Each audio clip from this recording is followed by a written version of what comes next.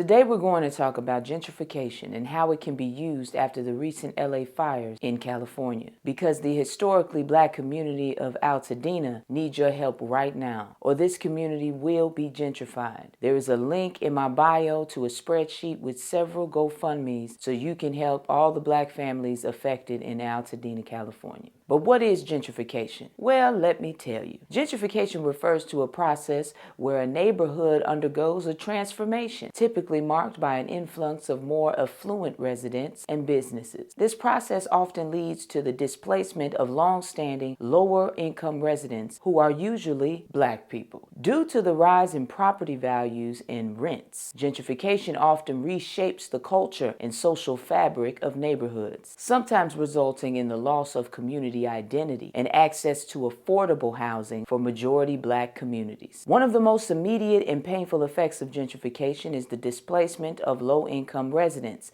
especially black people who have historically lived in inner-city neighborhoods. As property values rise, landlords may increase rents or sell properties to developers, forcing long-term residents out. This leads to a loss of affordable housing options for black families, who are often disproportionately impacted by these economic changes. The recent wildfires in California, particularly those that have affected Los Angeles County, have the potential to accelerate gentrification in Altadena. Let's talk property damage and the opportunity for developers. Wildfires in California have ravaged many parts of the state, including suburban and foothill communities like Altadena. If wildfires were to destroy or damage homes in Altadena, developers and wealthier investors might see this as an opportunity to purchase their land cheaply, particularly in the neighborhoods that were previously seen as less desirable or outside the immediate reach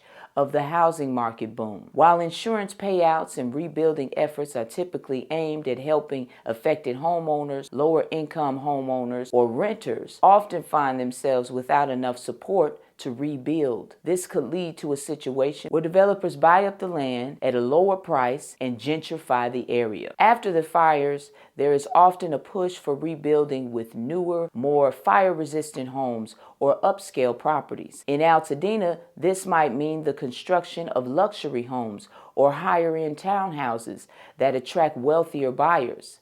The displacement of black families, particularly renters who lack the capital to rebuild or purchase homes after the fire, is at a real risk. These new developments could push the remaining black residents out of the neighborhood, making way for wealthier and often whiter populations. They are already dealing with the pressure of rising housing costs and economic displacement as gentrification takes hold. Because yes, gentrification was happening before the fires. The recent fires, while devastating in their own right, could accelerate the process by destroying homes, increasing demand for housing, and opening the door for wealthier developers to buy up the property, rebuild, and sell at higher prices, while paying for it for dirt cheap. To protect black communities in Altadena from the negative effects of gentrification, local leaders and policymakers would need to focus on ensuring equitable access to housing, providing assistance for homeowners affected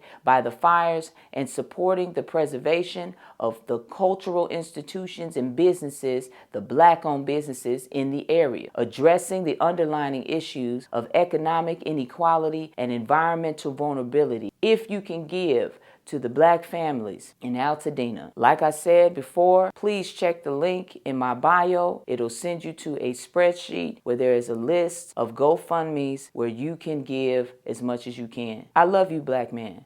I love you, black woman. Knowledge is power. Power to the people.